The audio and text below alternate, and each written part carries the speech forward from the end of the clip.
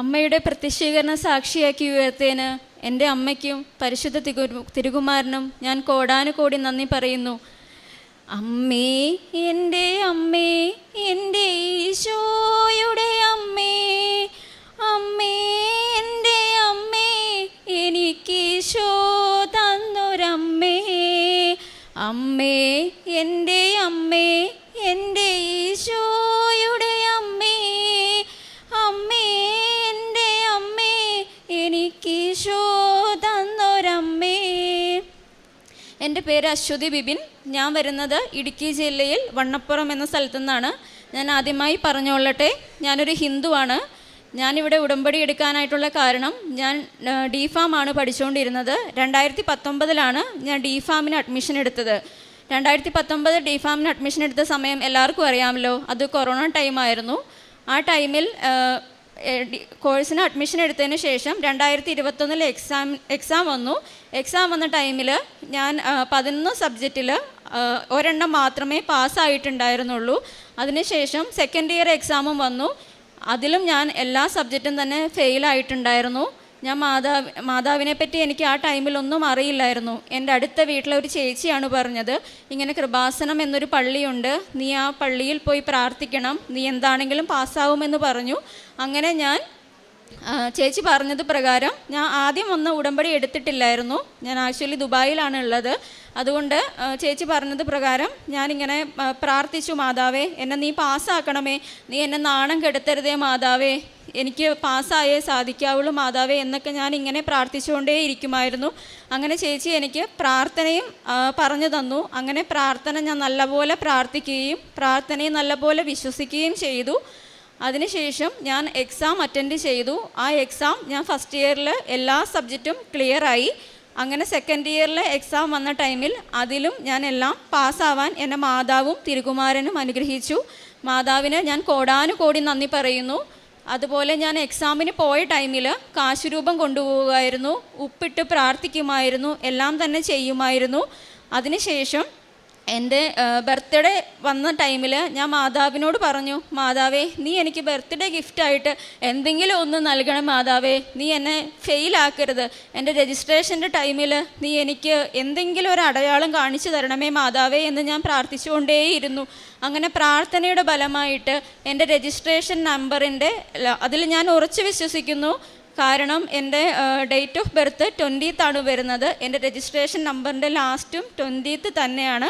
അങ്ങനെ ഞാൻ മാതാവിനോട് നിരന്തരമായി പ്രാർത്ഥിച്ചുകൊണ്ടിരുന്നതിൻ്റെ ഫലമായിട്ട് തന്നെയാണ് എന്ന് അതെനിക്ക് പൂർണ്ണമായി ഞാൻ വിശ്വസിക്കുന്നു. മാതാവിനും തിരുകുമാരനും ഞാൻ കോടാനുകോടി നന്ദി പറയുന്നു.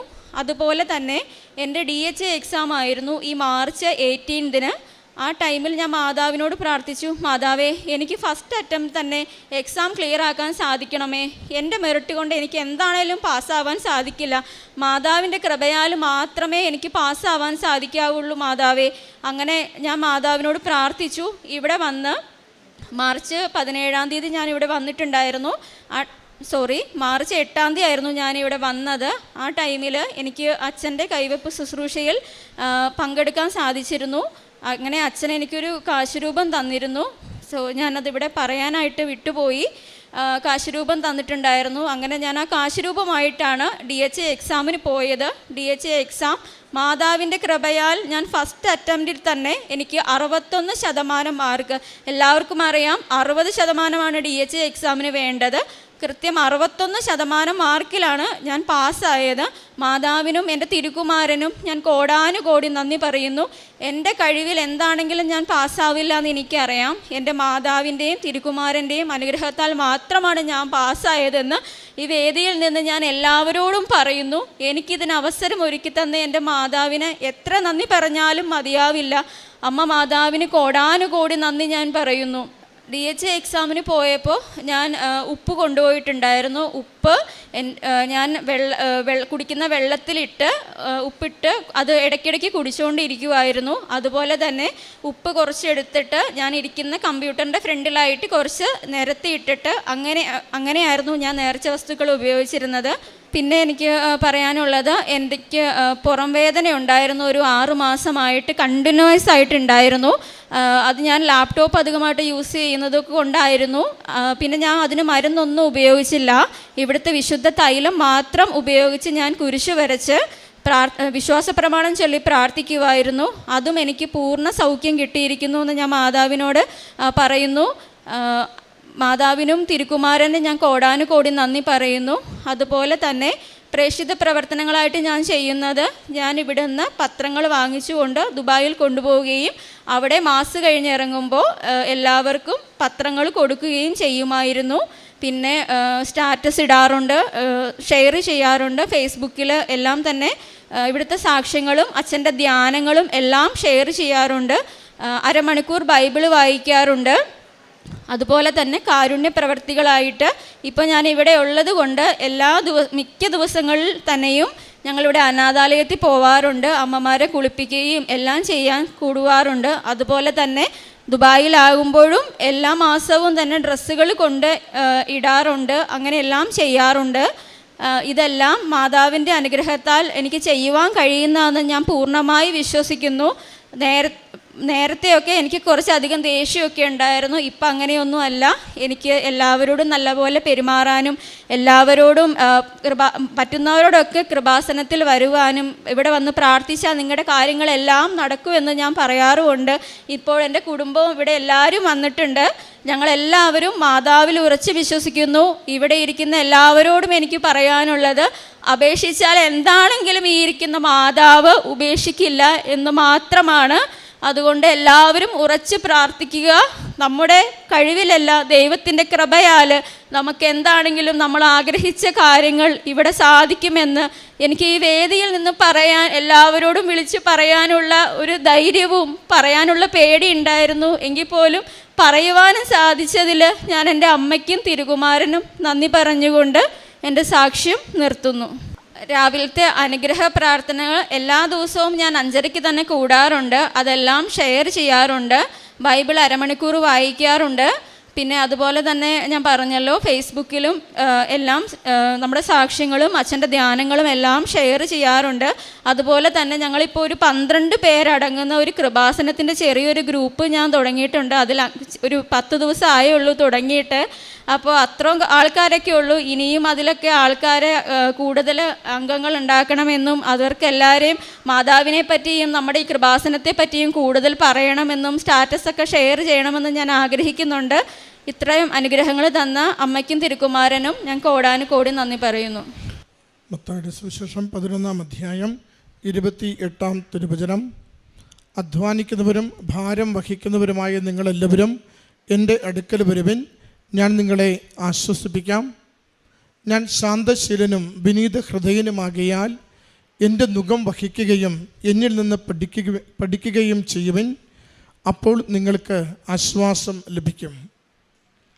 അശ്വതി ബിബിൻ എന്ന ഈ മകൾ ഉടമ്പടി ജീവിതത്തിലൂടെ ലഭിച്ച പ്രത്യേക ദൈവാനുഭവങ്ങളെ സന്തോഷത്തോടും നന്ദിയോടും അമ്മയുടെ തിരുനടയിൽ സാക്ഷ്യപ്പെടുത്തുന്നു.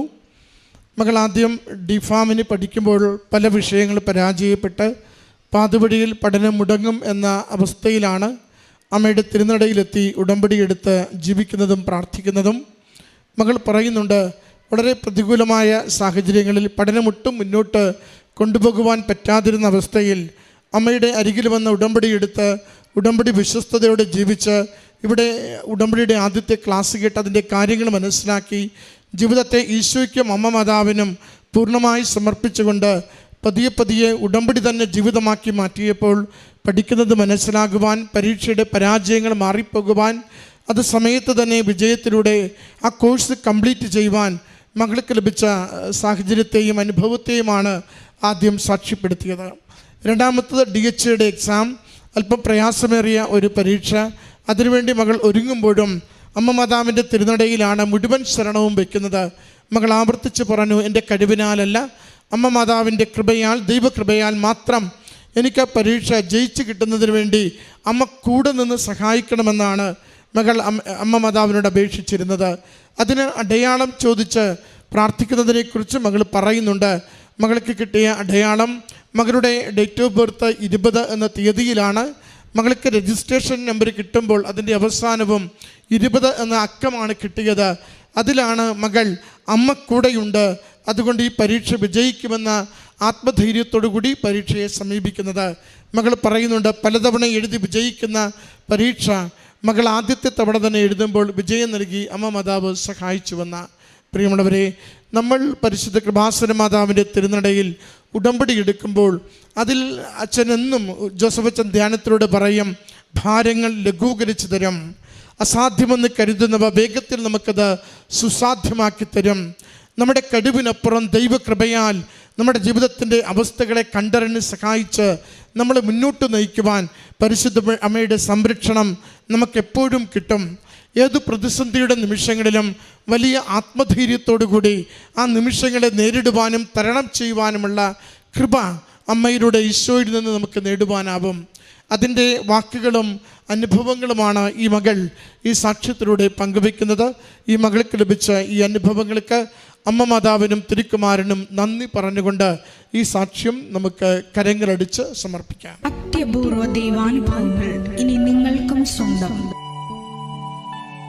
ഈ യൂട്യൂബ് ചാനൽ ഇതുവരെ സബ്സ്ക്രൈബ് ചെയ്തിട്ടില്ലെങ്കിൽ ഇപ്പോൾ തന്നെ സബ്സ്ക്രൈബ് ചെയ്യുക. ഈ വീഡിയോ ഇപ്പോൾ തന്നെ നിങ്ങളുടെ സുഹൃത്തുക്കൾക്ക് ഷെയർ ചെയ്തുകൊണ്ട് കർത്താവിൻ്റെ പ്രേക്ഷിതരാകുക.